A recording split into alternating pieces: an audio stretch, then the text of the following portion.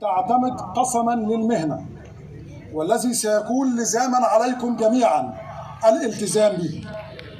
والآن فليقف جميع طلاب دفعة 67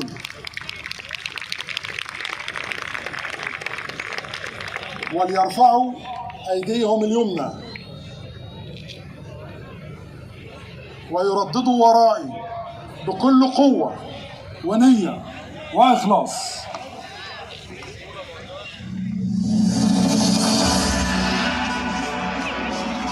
أقسم بالله العظيم أن أكون مخلصا للوطن وأن أؤدي عملي بأمانة وإخلاص وأن أثابر على طلب العلم وأن أحافظ على شرف المهنة وأن أعمل جاهدا لرفع كيانها وأن أحترم قوانينها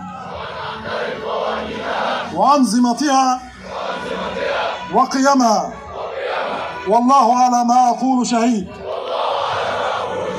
ألف مبروك يا شباب.